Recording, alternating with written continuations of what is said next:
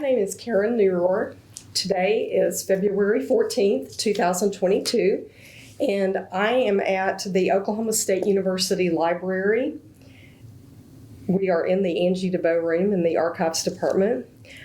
I'm with the Oklahoma Oral History Research Program at the OSU Library, and today I'm talking with Kelli Rader about her experience during the COVID-19 pandemic in Oklahoma.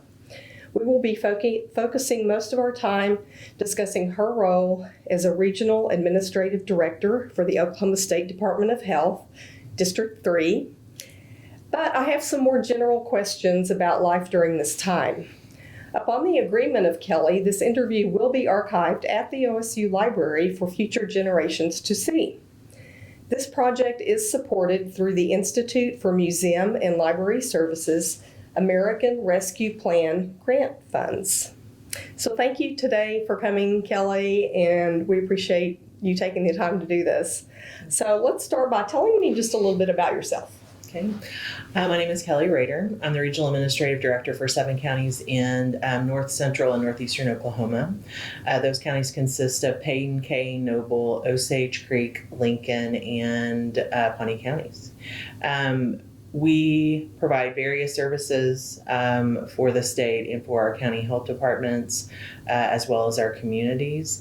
I'm a registered nurse. I've been working in public health for 25 years in various capacities. I've been in this area of the state as a regional director for 6 years.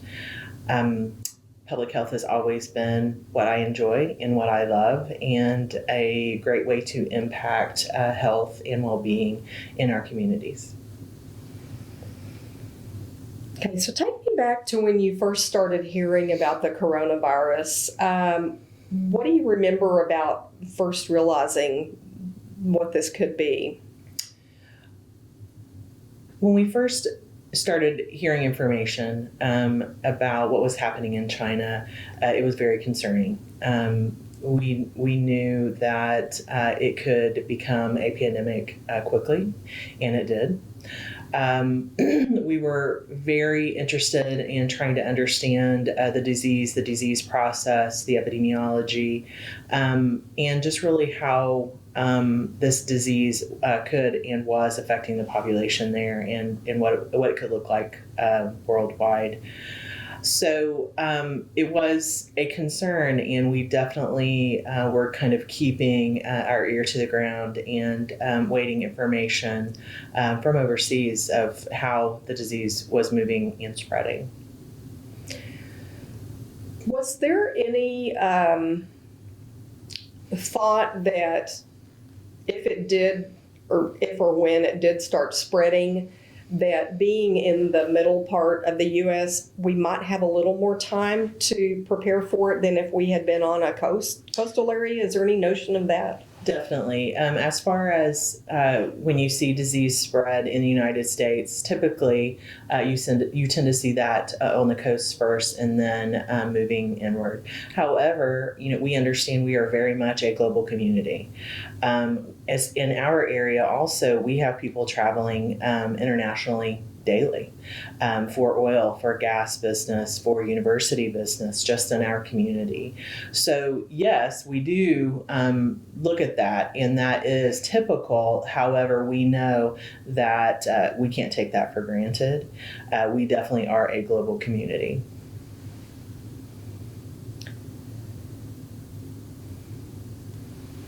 What were the ways that you all were receiving information and communication in the early stages? We were receiving information from the CDC as well as from our leadership at the State Department of Health.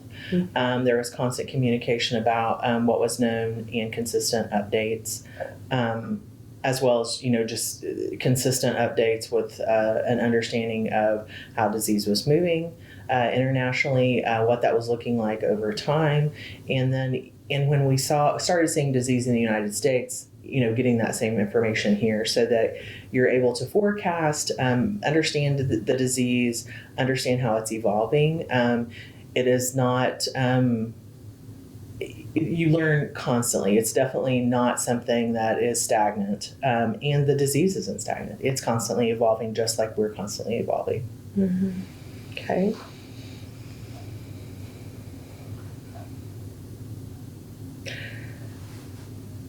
Who was involved in the decisions for the local response that you were working closely with?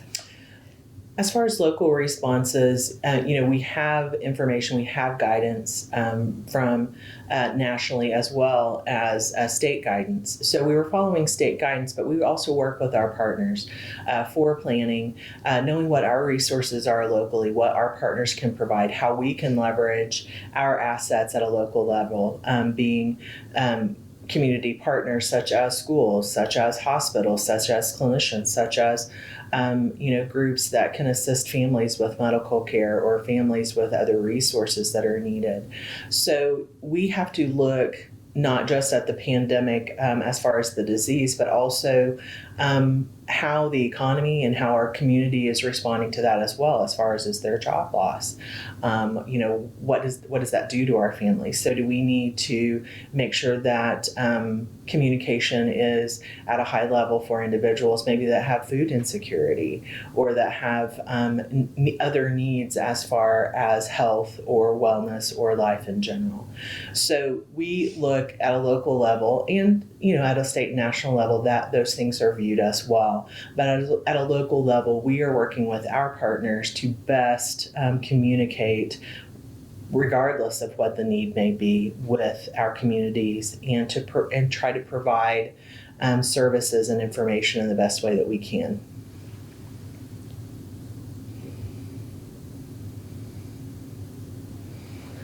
It seems, to me, at least looking from the outside, that Oklahoma's health department response was much better organized than some of the other states that we were hearing about in the news. Could you talk about that a little bit? Yes, and we had various types of response in the last 2 years. Early on, we were looking at testing and really trying to see, did we have disease in communities? Looking at, where in the population were we seeing cases, and then trying to mitigate those cases. Early on, there was no vaccine, so we had disease, mitigation that we were doing. We were following cases. We were educating about really being vigilant by doing quarantine and isolation of case individuals so that we could decrease the likelihood that disease would continue to move throughout the population, as well as, all of the disease mitigation efforts that we were having as far as mask wearing, really personal hygiene and environmental hygiene, and, staying home as much as you could. Keeping that social distance as much as possible. And we really saw a change in how our communities function for a significant period of time to try to decrease the disease from moving through the population very quickly. We definitely didn't, that was our way to, number one, decrease the number of deaths, decrease the number of cases, decrease and try to maintain our hospitals at a level where they could function, not just individuals going into ERs for care, but also hospital admissions as well as ICU admissions and hospitals being overrun. And so disease mitigation very early on was our key efforts, doing contact investigations, doing disease investigations, doing contact tracing, trying to educate the population as much as possible on how we could really decrease the number of cases within our community. This was a lot to deal with.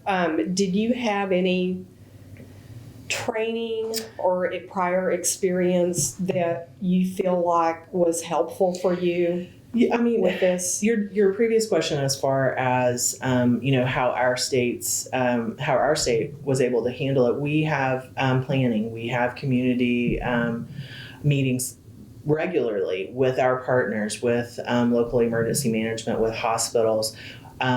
We do have plans for pandemics, but the most important part of any plan really is knowing who your partners are, really knowing what kind of resources you have, knowing who plays what role. And who to call on when you need help. And Oklahoma's good about that. We know our communities, we know our partners, and we know people will step up to try to assist in any way that we can. I think that is one of the reasons that you saw Oklahoma respond well during the pandemic. So, I'm sorry, your last question. Did you have any training? Yes. So as far as training, as a regional director, historically I was a public health nurse. Mm-hmm. Also, I had a history of being a communicable disease nurse. Mm-hmm. So I did have a lot of training as far as case investigation, what pandemics can look like, as well as I worked early on after 9/11 as emergency preparedness response nurse. So those were things that I did historically. So I did have training, and our staff have that kind of training as well. What people may not know about health departments, that we follow up on reportable diseases every day. We have a very long list of reportable diseases that we do investigations on.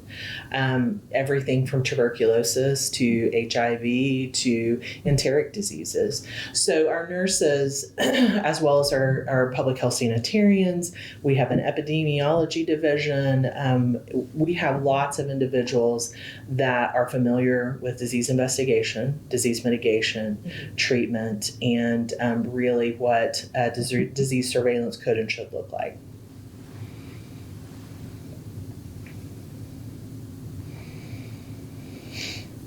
So in the beginning, what were the top challenges? The unknown. The unknown is a big challenge. Many diseases that we investigate and that we work through, we know about. Tuberculosis, we know a whole lot about tuberculosis. Does it evolve? It absolutely evolves. Does tuberculosis have many challenges that maybe we didn't have 100 years ago? It does, but we know about it.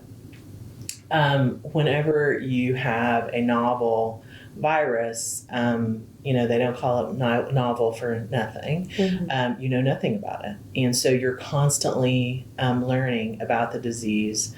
You're learning how the disease responds, how the human responds to the disease. I mean, as well as, if it's jumping species, the other species that are involved as well, and the concerns that you have with that. So with a novel virus, lots of challenges. So you're consistently, trying to read as much as you can about new information, about what's happening with the disease, and then also what's coming. So you're trying to forecast as well as the movement of the disease. If you have a variant in the disease, what that spike could possibly look like. Here, you're looking at other parts of the nation, other parts of the world, and then we had, thankfully, a vaccine relatively quickly, which totally changed the complexion of the pandemic. So many challenges. The unknown, I think, is the biggest challenge, and then just the unknown of the response over time. People get really tired. They're very fatigued by just the changes, and so that also ebbed and flowed. That was evolutionary as well throughout the pandemic. So I truly do believe the biggest challenge was the unknown, being very nimble, being ready to change at a moment's notice as far as with new information, with new guidance. There were many times that we had new guidance on a daily basis, or especially early on in the pandemic as we understood more and more about the virus. So you have different people that work at the health department. You have certainly you have your supervisors and administrators. You have your clerks. You have your nurses, and everybody has their role and they have their jobs. Talk to me a little bit about what some of these different areas of workers at the health department were dealing with. So I will speak locally about the local health departments. So they vary in sizes. I have one site that has on a regular basis 2 to 3 people in that site a day, and then I have other sites that have 30 to 50 in their site a day. So it varies greatly, mm-hmm. And we are very much in our district a regional. We have a regional focus as far as assisting one another and making sure that we are leveraging every resource that we can in the best way possible. So we have administrative and clerical staff that are our voices and our faces for our health departments. They're answering the phones. Early on in the pandemic, lots of answering of questions about the disease, helping people understand what recommendations were as far as mitigation. If, they had a positive case, making sure that they were speaking with a case investigator who could do that case investigation, give that appropriate information. We have nurses, we have health educators, we have community health workers, we have public health specialists and sanitarians. We have individuals that specialize like in certain grant areas, WIC, nutrition. We have actually also interns. So we have a psychology intern that we work with actually through Oklahoma State University. So we have various individuals that work within our county health departments.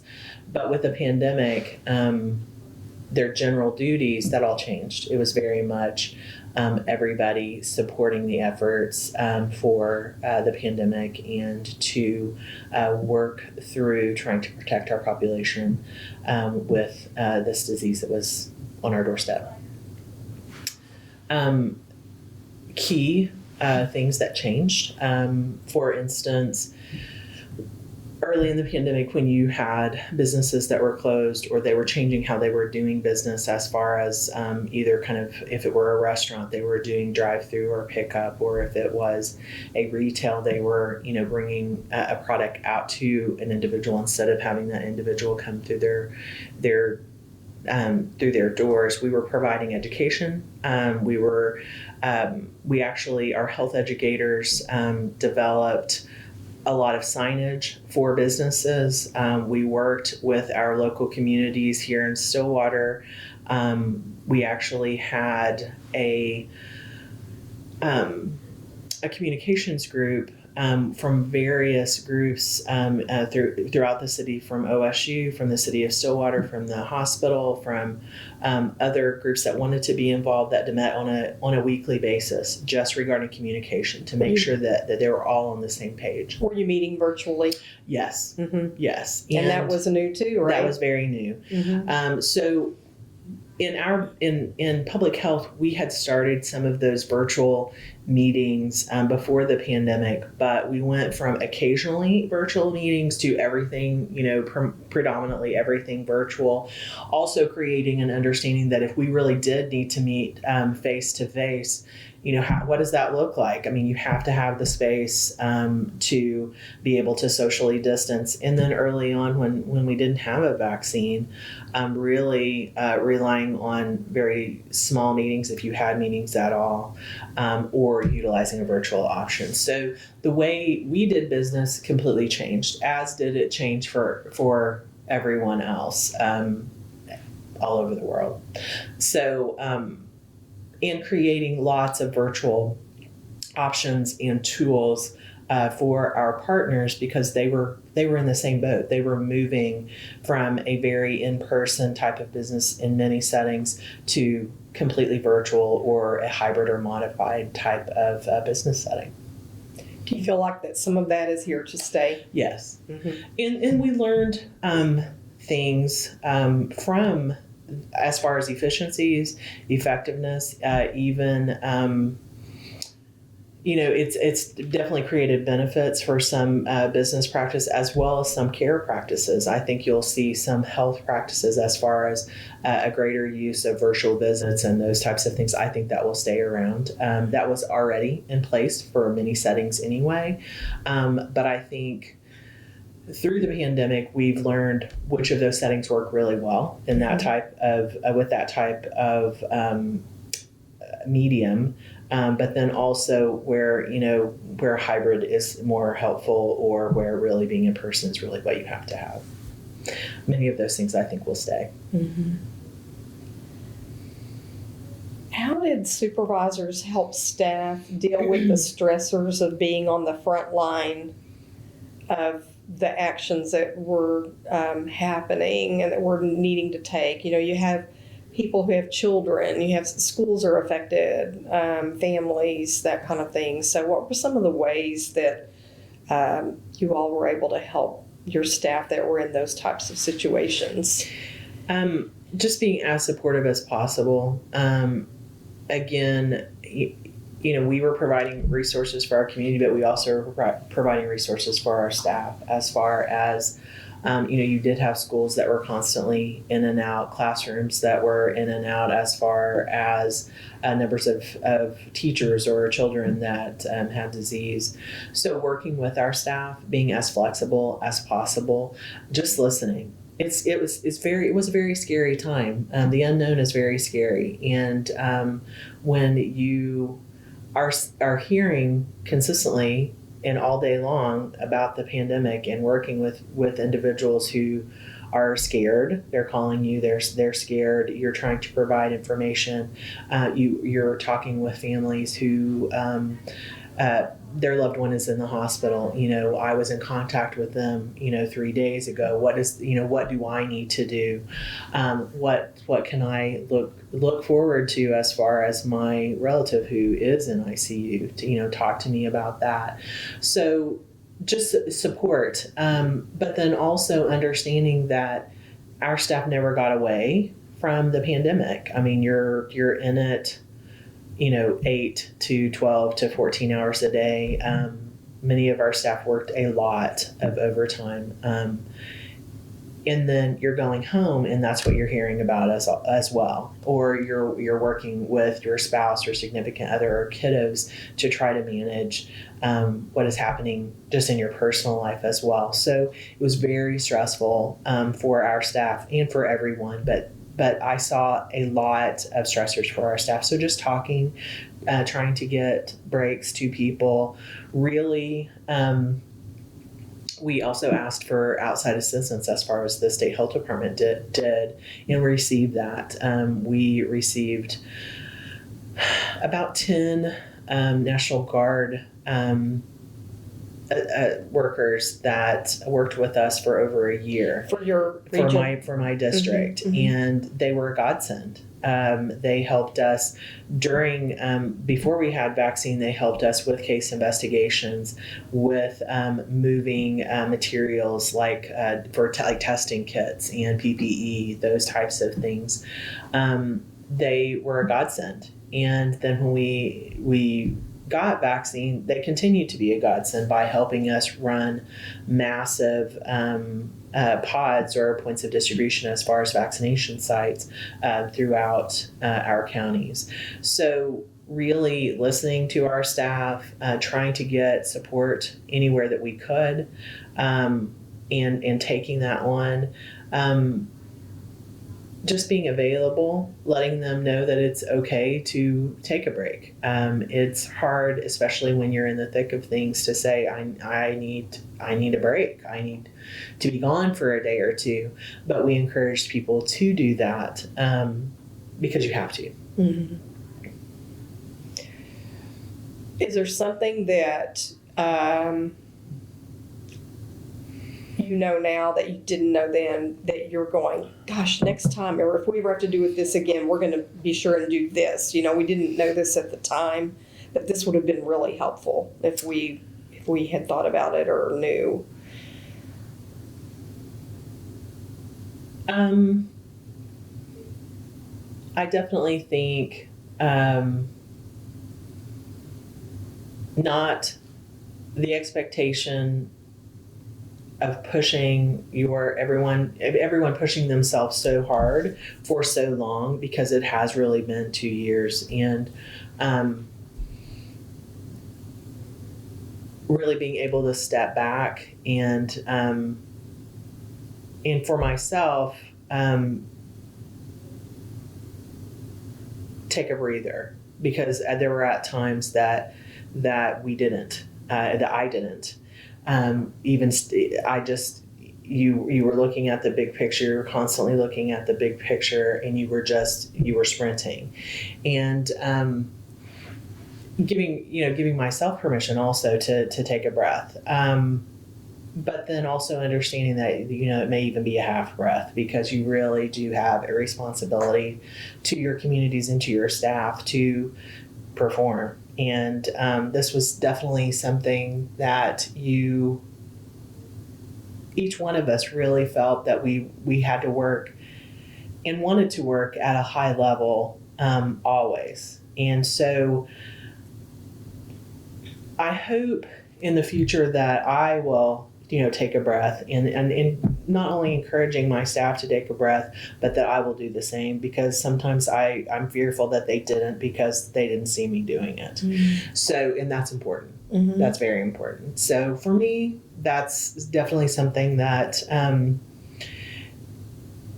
that I would change, but also making sure that I have staff members that can step up to just step into my place as they need to, and I do have that. I have very talented people that wouldn't blink an eye and be able to do that, and I wouldn't blink an eye in letting them do that either. Mm-hmm. So being able to do those things, and really continuing to plan, not to forget the things that we've learned, to plan and to evolve, take the things that we've learned. We've learned so much from the pandemic, and take the things that we've learned, keep them in practice, and then to continue to build on the areas that we feel could be better. And I think definitely nationally, our public health infrastructure needs to be bolstered. As well as, I think every state would actively say that their infrastructure needs to be bolstered. And those are the things that we are trying to do now and that we have been doing throughout the pandemic. What do you mean? What are some examples of that needing to be bolstered? Like, for one, syndromic surveillance nationally. So, looking at having the tools to really see things that are novel, things that are new, things that are popping up, as well as just disease in a community, that we have a public health surveillance system that is very robust, that can pick those things up. So having health information exchanges that are robust, that can pick up those syndromic surveillance pieces, so that we can be more nimble and very quick in seeing disease and seeing just relationships and syndromes, to put pieces together quickly regarding disease, and that's something that the federal government has discussed, that they don't believe the public health infrastructure in some of those areas is as good as it should be and could be. And we're trying to do that in our state as well, to build that health information exchange to where we are more nimble, not only with syndromic surveillance, but just in care for patients and for the community overall, to have that type of infrastructure in place.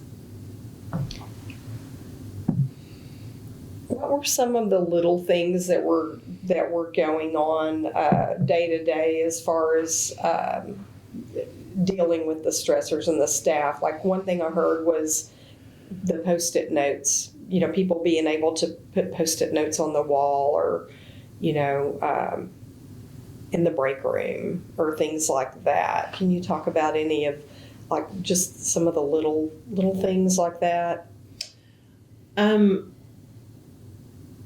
I think a lot of the things that we saw too were staff just doing something special for one another, whether that's bringing in a chocolate box to pass around, or to write little notes to one another that I see you, you're doing great, please, keep it up. I appreciate what you're doing.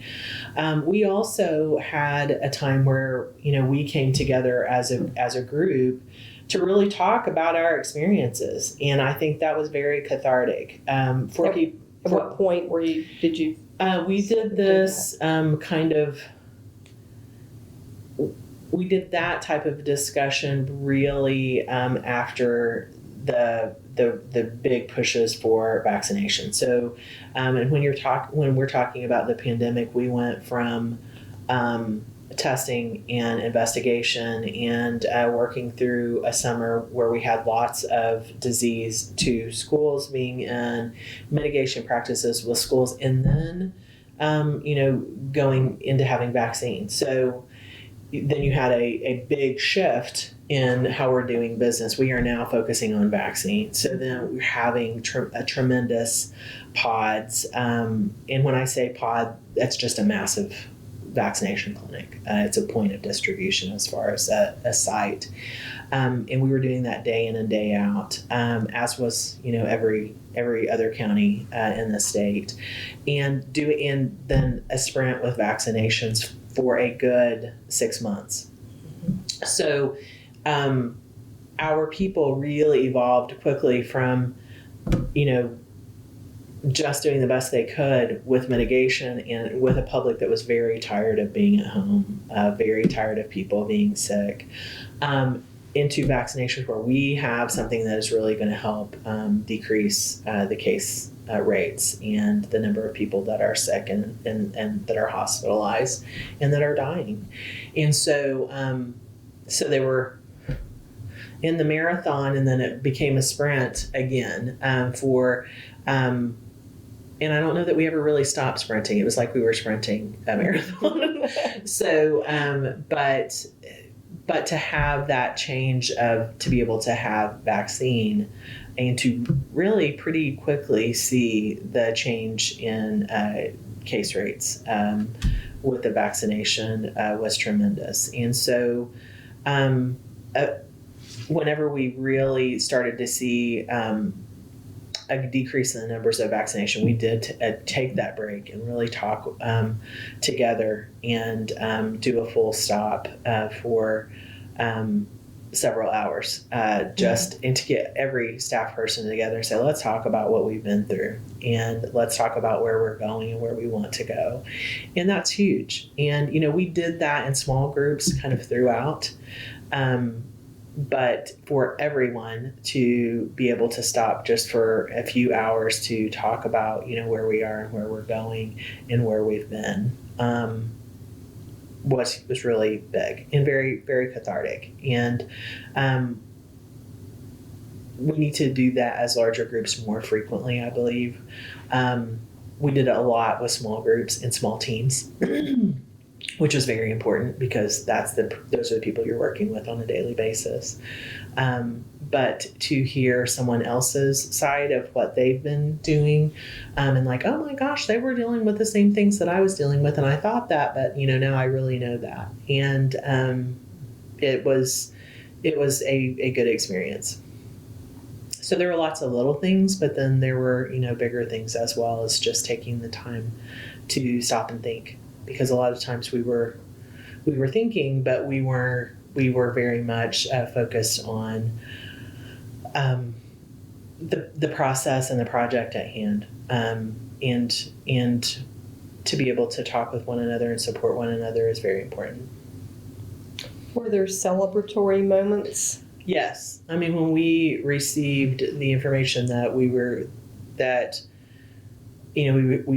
had a vaccine and it was on the way, I mean, that was a huge celebratory moment because, we know what vaccine can do. Mm-hmm. And we knew that a vaccine would make a huge impact, and it did. Mm-hmm. That was a huge celebratory moment. Lots of little ones here and there, but that was a big one. Mm-hmm.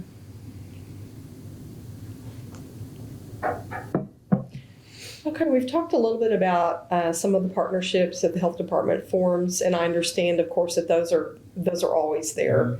Those are ongoing. That wasn't anything new. And you mentioned before we started interviewing about some of the tribes and the impact that they had on all of this. So walk me through some of that. Okay. In our area, we have smaller tribes. The Osage is one of our larger tribes, but in the 7 counties that I serve, we have the Osage Nation, Kaw, Tonkawa, Otoe, Missouri, the Iowas, Sac and Fox. We have a small part of our counties that have Sac and Fox that are part of the Sac and Fox Nation, Kickapoo, tiny part of Creek, and Pawnee in the Pawnee tribe. So most of our tribes are pretty small tribes, but they're small but mighty, and they're very integral in their communities. One of our big partners that we worked with a lot throughout, who is central in our area, the Otoe, Missouri tribe, is in Noble County, and we did not have warehouse space for PPE. So we called, they're a great partner, and we called around and said, do you have any warehousing space for personal protective equipment that we could house locally, and then be able to serve our partners and our sites through this warehousing space, and they did. And so they assisted us with a warehousing space for that PPE for the time that we needed it. And that was a huge help for us, especially in that centralized location. That tribe also, we did several vaccination clinics from that tribal site. They provided us a tremendous space to work in, but also support as far as individuals that are working in the clinic. When you have with a COVID vaccination, there is a waiting period that you have that you're observed after the vaccination, and so during that observation time, they shared their culture during that time. So we had people from really various parts of the state coming to that clinic for vaccine, and they were also learning about the Otoe, Missouri tribe and their culture and how supportive they are of the community. And so it was a great partnership with them. We had a lot of work that we did with the Osage Nation as well. They had individuals that we worked with that were doing contact investigation and contact tracing with their tribal members. We worked hand in hand with them. Our Pawnee tribal contacts as well assisted with clinics. We also, provided support with one another for clinical settings, for vaccination clinics, as well as we worked together for contact investigations and just providing guidance to one another and assistance as far as information. Our Ponca tribe also assisted with vaccinations with various businesses and community groups with efforts. Kickapoo did also, as well as Sac and Fox, Iowa was a tremendous vaccination partner in their community, serving not only their tribal members, but any community member as well, and welcoming them and seeking them out in Perkins and in the Lincoln and Payne County area. Mm-hmm. So our tribal partners are tremendous. And we appreciate them so much. We work with them regularly, but with the pandemic, they have shined and really assisted their communities and have been a tremendous partner.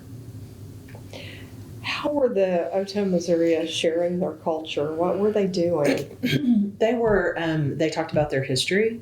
They talked about their many aspects of their culture, from food to dance to religion, and then history before coming to Oklahoma, as well as the history that they're making here. And they just shared who they are and who they are as a people.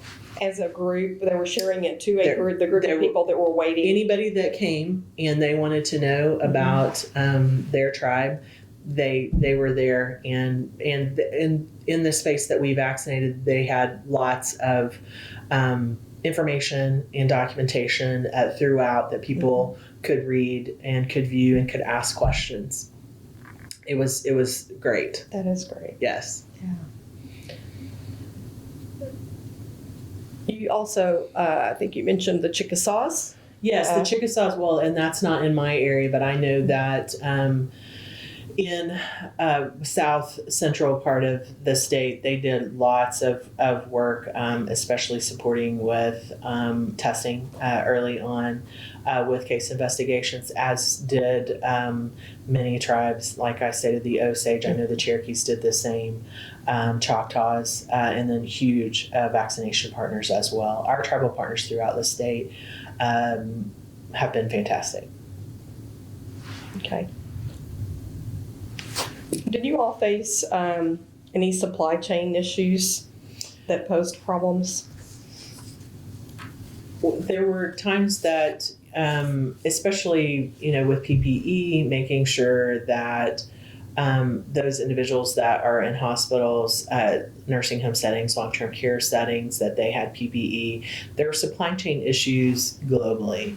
And so making sure that individuals that were caring for those that were sick, or trying to mitigate disease, that you're not bringing an illness to someone that is very high risk for morbidity or mortality. That was a concern, and nationally there were times that PPE, there was a lot of movement and a lot of trying to source PPE from various sites, because everybody, you're competing for the same thing.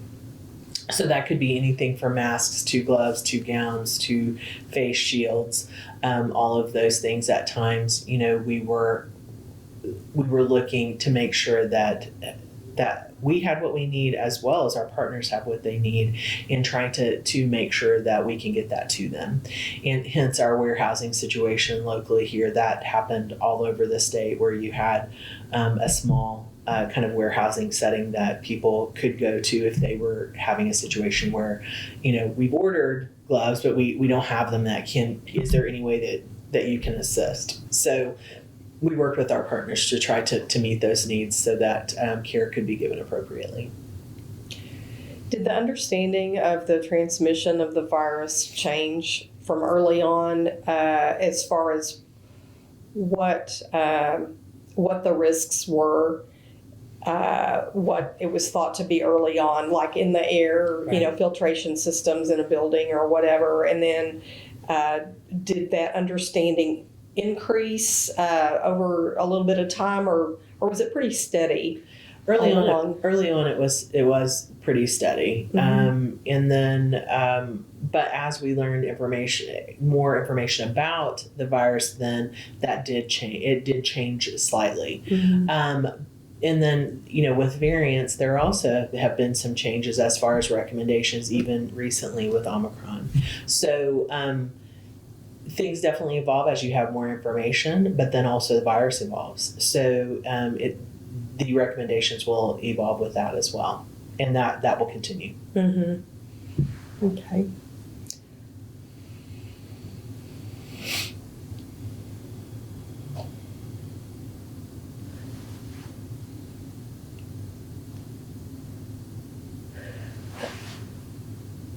How did the pandemic, or how has the pandemic affected the health department's ability to attract or retain employees? I think that's a very interesting question, because if you're talking about nurses, nurses are hard to come by in any health setting at the moment. Nurses are tired. They have been battered for many, many months. And so finding nurses has been difficult at times. And I still have several open positions for nurses. And so we are facing the same issues that hospitals and other clinics are facing as far as a nursing shortage. Mm-hmm. However, we have also had a great opportunity in hiring people because they understand better what the health department does. So, we have filled positions throughout the pandemic for an epidemiologist, for health educators, because they have an understanding of what the health department does and how they can make an impact, and they want to be a part of that.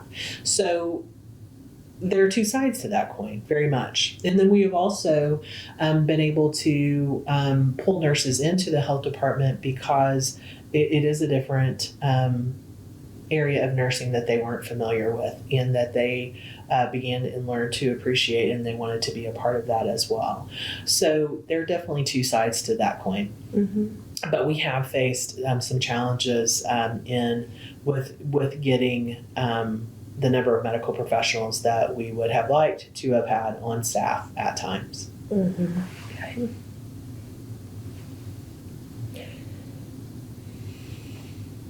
Do you remember the first time that you had to start wearing the PPE? What that was like?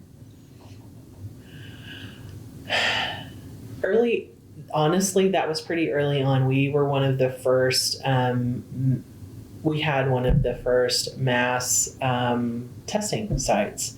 So for us, that was very early on. Outside of Tulsa, my area was the next case that was seen in our district, was the next case that was seen in the state. So very early on, we started using our PPE regularly and as encouraged and directed. So, and we knew the importance of that. So I would say really very early in us seeing disease in Oklahoma. Like I said, we were one of the first counties, we were the first county outside of the metro areas that had a case. So quickly. Quickly. And I still have my mask today that I wear religiously. So, did you had employees that were sewing masks? We did. Mm-hmm. We had employees that sewed hundreds and hundreds of masks for their compatriots and other staff.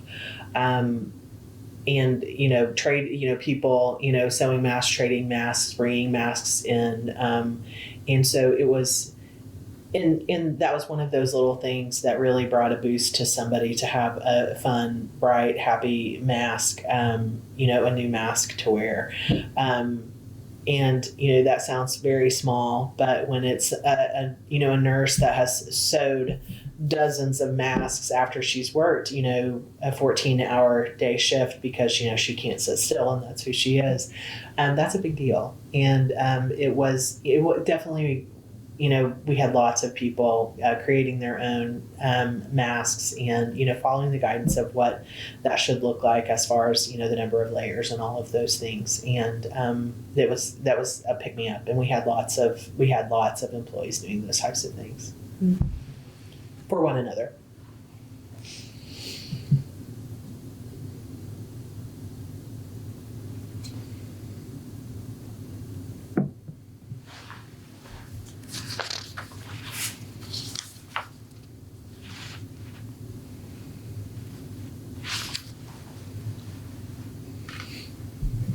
How did you feel about, were you seeing a lot of differences in city and town responses to the pandemic? Throughout the district, we did. Many municipalities, they actually had mask ordinances. They had really specific ordinances as far as dining and those types of things, especially when we had really tremendous numbers of cases. Others really did not. And so we have an amazing group of folks that from the beginning have provided the guidance to every school, to every restaurant, to every hotel, to businesses. Our health education outreach engagement group, along with our public health specialists, we provided a lot of information to our community members, any guidance that they needed, signage that they needed, especially, early on, when you have certain companies that, will brand their signage and that type of thing. Many, really didn't have that, especially small business didn't have that capacity. So we provided those things for them. As well as we have a YouTube page and a Google page that our schools and our businesses could go to for information, for signage, for the most up-to-date data that was available. We provided all of those things, and we continue to. For many, many months, we had a daily update for our whole district, what our case rates look like, what our hospitalizations look like, what are the most update recommendations, what tools do we have. So we had all of that available. We still have all of that available, and we've built upon that. Not just for COVID, also, we had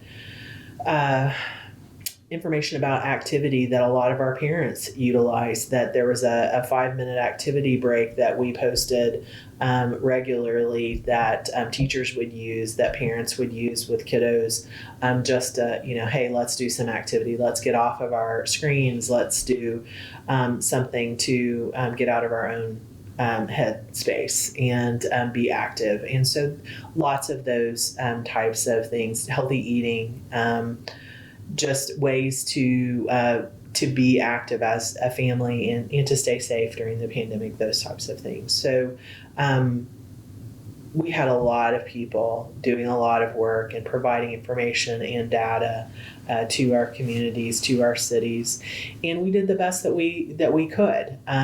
You provide the information, you provide the most up-to-date data, and those communities make the decisions that they feel is best for their community. But they definitely had information and were informed regarding whatever particular time in the pandemic that we were in. Do you have any stories about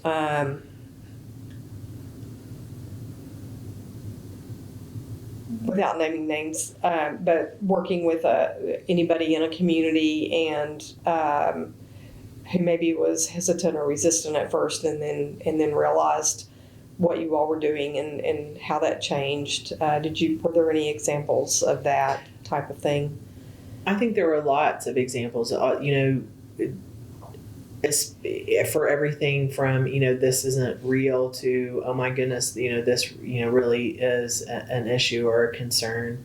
Whether that impact was created because of someone became ill or passed away, that happened, or vaccine, an individual not believing that vaccine was effective or necessary or needed, coming, to the forefront to say it is, and let me tell you why, and let me tell you my experience. We had that on several occasions in several communities.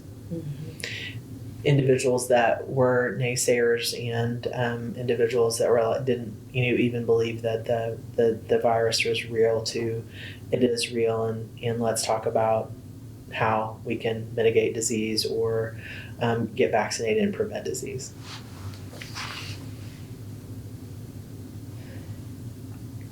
How did you all feel about all of the public campaigns to label essential workers as heroic? I think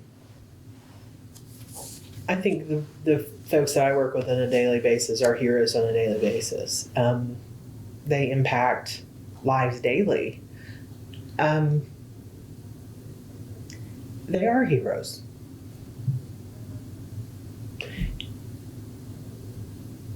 And I truly believe the pandemic illustrated that. Mm-hmm. Very much.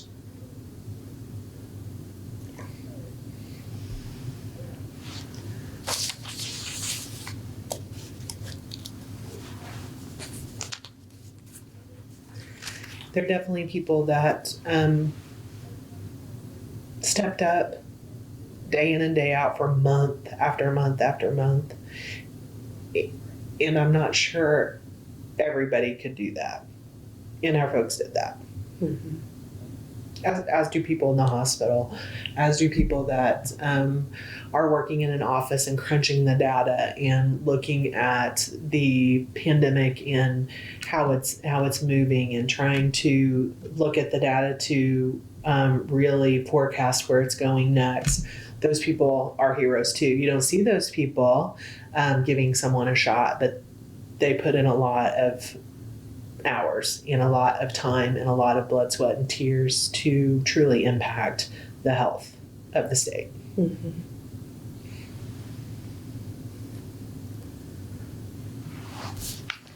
Okay, so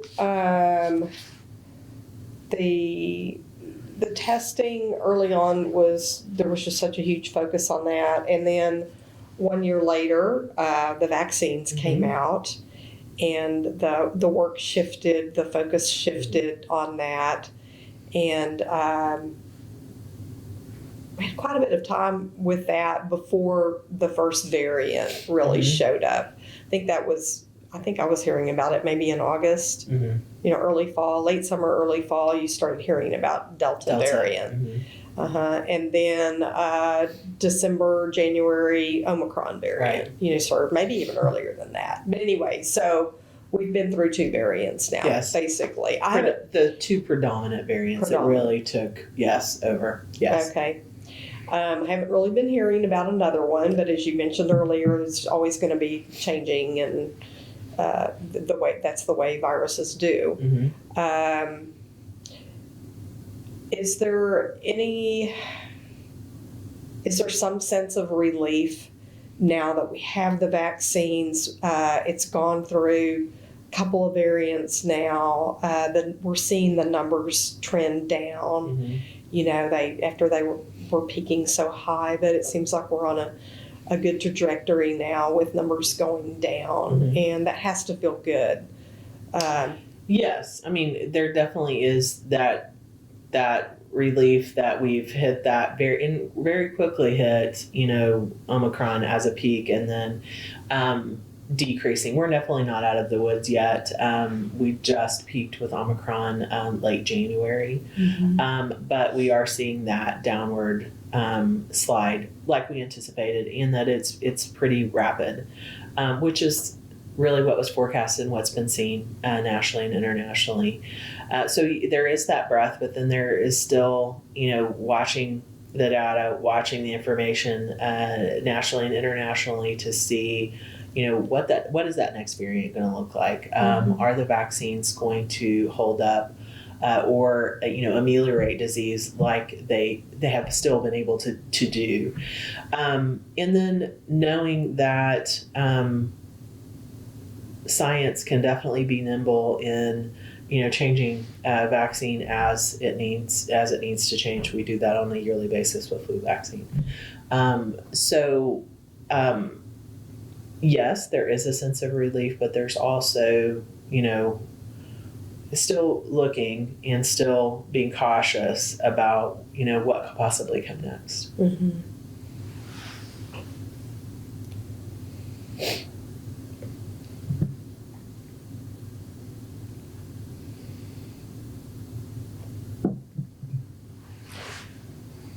What were some of the things that were difficult for you personally as far as your own life outside of work? Things that were hard to get used to, or that you had to stop and think twice about it first, or that kind of thing?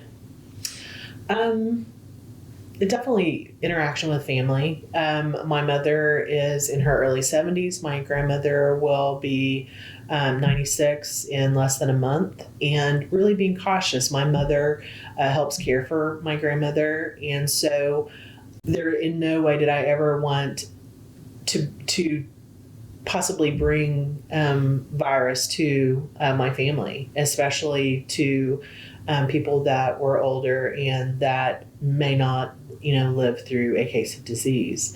So, I'm always cognizant of that, even around flu season, but not like with this. And so, really prolonged periods of not seeing family, because there was never a time that I could isolate. I was at work every day and I was around people every day. So I was very cautious and very concerned about the possibility of contracting illness and not knowing it and exposing people that were at risk. So just your life in general, moving to online church services for a year nearly for me, because I was concerned. Many people in my church are at risk for disease or are elderly. So being so cautious, and really it did change every aspect of my life. And I know that that's the case for many, many people, out of abundance of caution, but also because that was necessary. So just every aspect of my life changed for a significant period of time. And that was interesting. You don't know. I mean, sometimes you just don't think about those things that you do on a daily basis, and you take those for granted. Mm-hmm. You really do. Mm-hmm. Or I did. Did your family lean on you for good guidance and information, and how did you feel about being able to do that for them if they did? You always have friends. I mean, if you're a nurse, you are always going to have friends or family contacting you about something. But, it wasn't, because I was in that universe all of the time, it wasn't difficult for me to text or email, these are the recommendations, and really read it. And this is really what you should be following as far as, whatever they were asking, whether it was about, disease mitigation or, contact tracing, hey, so-and-so is, sick and I was around them, then this is what you need to do. So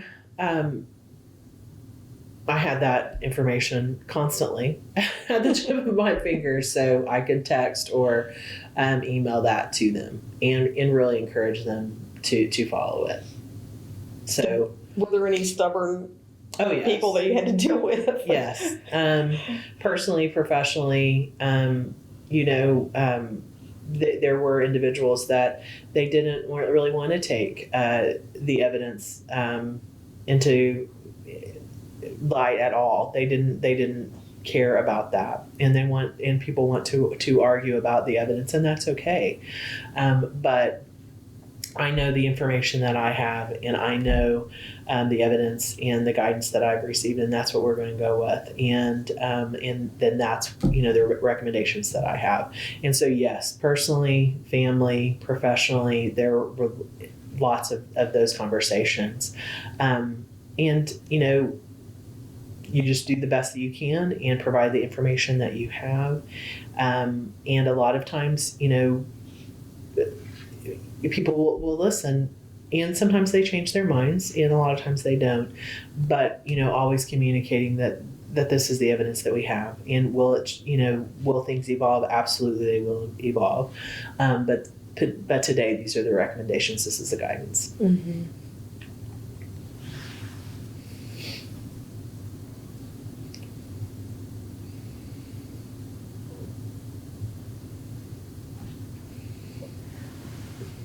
What were some little things that helped you self-care? You said earlier that you would probably pay more attention to your own self-care early on. as far as like just stepping away or taking a little break or, a little time if you needed to, that you maybe didn't do that quite enough early on. What were some little things that really could boost you and like help sustain you in some way that, that helped you? I have a group of peers that we communicate with one another daily. And without my peer group, who was going through the exact same thing that I was going through, that, and, really struggling with a lot of times the same issues, without supporting one another, it would have been so much more difficult. So being able to communicate with that peer group, to communicate with my leadership, to say, hey, this is what's going on. We had an individual who was actually a contractor at the time who had retired from the state health department. His name was Neurohr, and he helped us as a point person in the central office, and especially through the most difficult times early on with testing and with spikes of disease, and really seeing concerning hospitalizations and no ICU beds, just really the thick of things. And he was such a tremendous help and ear, and he was a huge assistance for me professionally. And then, just being able to call on a friend to just say, I am exhausted, listen to me for 5 minutes, or can you talk to me for 5 minutes, and just to catch up with them, what's happening with you, to get out of your own head about whatever is happening with you, to be able to talk with friends and family, say, tell me, how are things going with you? I have a lot of friends and family that are educators. They were having just as much difficulty, sometimes worse than I was on certain days, working with families and trying to do the best things that they could in their educational environment, which was very stressful and strenuous as well. So, just being able to get out of your own head sometimes, talk with people. I live kind of out in the middle of nowhere, and to be able to, sit at my bar and look over the pond and the trees, and to just have some time for quiet. Those were very important. Even if it's 5 minutes where you could get out of your own headspace, was really important to me. And it sustained my sanity, or at that particular time. Do you have animals? Yes, I have a little dog, and he also, if I didn't have him to care for and to go home to, I would have worked probably 24 hours a day. And so he was a lot of the reason that I went home and didn't stay at the office all of the time. And so, yes, he definitely made me take care of him and myself, probably more so than I would have done.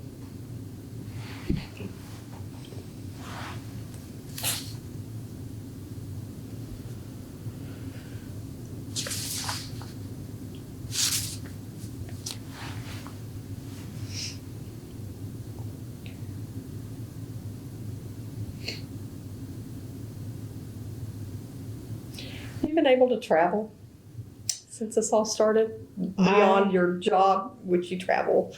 I did travel for a week, kind of where after vaccination, after we had vaccine, there was some traveling before that. I did travel a little bit. Mm-hmm. Very careful as far as testing and masking and all of those things. But I did travel a little bit for a week, and it was interesting to see how other communities were still handling disease and mitigation and efforts. And so, but it was during a time where the case rates were very low. Mm-hmm. Do you have any travel plans you're looking forward to? I'm hoping. I'm hoping, depending on what the case rates look like over the next several weeks. Mm-hmm. Okay. Probably more of a staycation. Probably staying home. What are your thoughts about the COVID relief funding that came at the federal level? They've been tremendous. I mean, we were able to hire staff statewide to help with case investigations, to help with vaccine management, to help with early on doing contact tracing, those types of things. If we didn't have those individuals, we couldn't do some of the other work that we really needed to do, or some of the things that they're currently doing that just wouldn't be done because we were having to move towards providing vaccinations. We also relied tremendously on volunteers, Medical Reserve Corps volunteers. So without that funding, that would have really decreased how we were able to respond over time. We also have grant funding. I talked about community health workers. We have grant funding that they are funding the community health workers that we have in my counties that provide resources. So they provide resources for families that just have a question about whether it's Medicaid or sooner care in the state, or where's your food pantry, or I'm new to the community, so how do I find a clothing closet or whatever? And they are able to really help our community members as well as our community partners kind of navigate the resources that we have throughout our communities. So that's huge. That's huge for us. Are those state grants or Federal? Those are most of the grant funding is federal. Then that you all that's specific to COVID. Mm-hmm. Yes. Okay. All right. Tell me a little bit about the Medical Reserve Corps volunteer program. So Medical Reserve Corps is it's a national program, and even though it states medical, it's not just nurses. We actually, part of our Medical Reserve Corps we actually in our area have a nationally recognized animal response team. That's also part of our Medical Reserve Corps. So it's any volunteer for a clinical setting, whether that is somebody even that passes out paperwork or assists in that frame. But we have physicians, nurses, EMTs, paramedics, generalized folks that can help with just directing staff that have assisted us in our clinics, and we still have a handful that help us on a weekly basis. And they have been a godsend.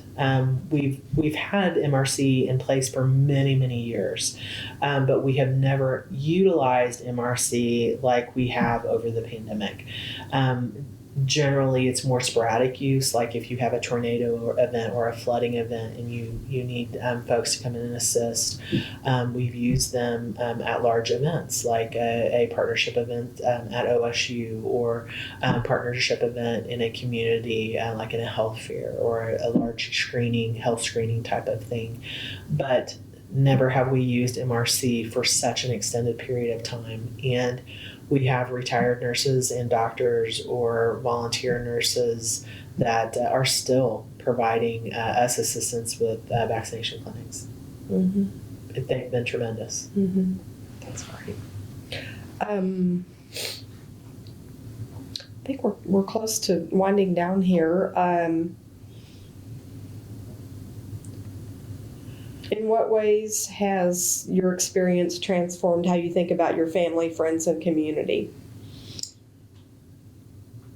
As far as community, the communities that I work in, I so enjoy, and it has just bolstered my understanding of the commitment of a lot of our partners, from our hospitals to mayors, to city councilors, to county commissioners, to our partners that are at our Chamber of Commerce.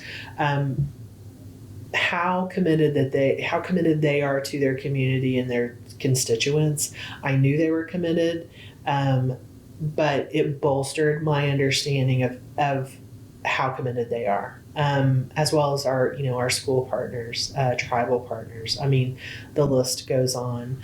I never thought I would be, on a first name basis with the mayors in so many of the communities, or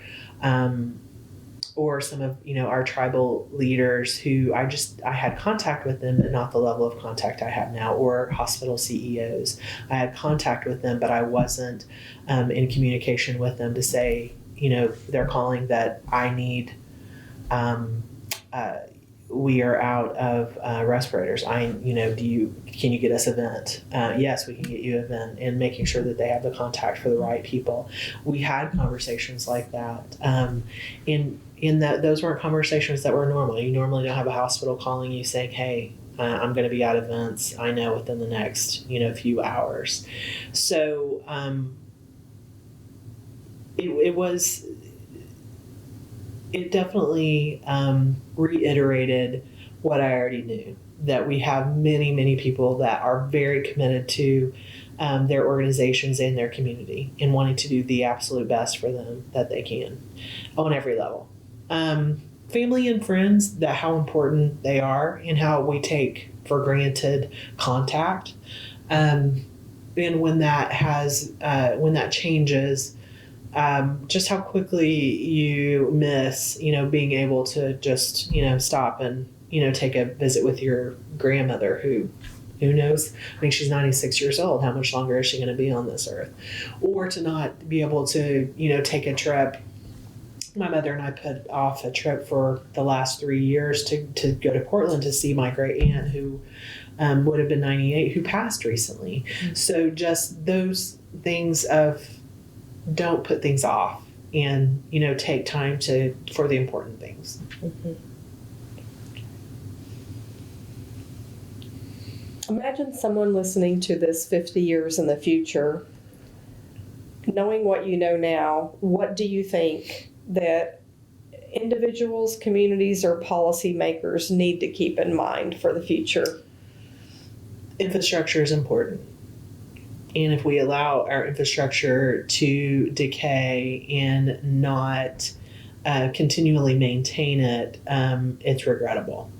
And to try to build it or rebuild it or shore it up in a time of concern or devastation, that's difficult. So infrastructure is important. Funding infrastructure is important.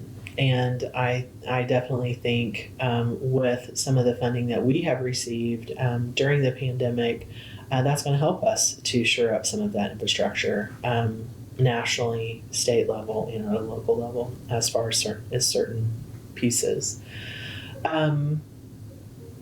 That hopefully that we continue to look at evidence, and that we continue to follow science, that our policies follow the evidence, and that we learn to communicate in a way that everyone can understand the importance. And by communicate, I mean not only from the level of trying to push information out to the public, but also the public understanding that for what it is, and that we can develop some trust in one another to better respond and to better care for one another in a time of crisis. Mm-hmm. Would you say there's been a lack of trust throughout this? In some areas. In many areas, there have been a lack of trust. There's been a lack of trust and a lack of understanding, and very much instead of a we type of a mentality, and us and a them mentality, and disease doesn't care who it kills. The virus doesn't care who it's going to infect. So for us, as as a community, to be able to really look at what we know, trust that the information is correct and that there isn't an agenda on the other side, that takes trust. And we lack trust in many areas, and we have to rebuild that. We have to follow the evidence and follow the science, and care for one another, and the impact that we each have on the greater community. Okay. Is there anything that we didn't cover that you think we need to add? I don't think so. I mean, I've really, the biggest takeaways from the pandemic have been leveraging partnerships, leveraging resources, calling on the people that you know, and getting to know the people that you don't know. And plans are great, but sometimes plans are worth only the paper that they're written on. But the planning process is really what is most important, and knowing your partners, and being able to be nimble, being able to listen, and to communicate the needs, and really come together. All of those things, I think, should be everyone's takeaway from the pandemic. But also being better, and learning from the pandemic, putting practices that we have learned into place, and not forgetting. It's very easy to forget and move on quickly, and really maintaining those relationships that we have built through the pandemic, I think, is very important. Mm-hmm. Okay, I think that pretty much covers everything I was hoping we could cover. I thank you again for your time and for the information. This has been a good interview, and there's some good information to take away from it for sure. So I'm going to go ahead and turn these off. Okay.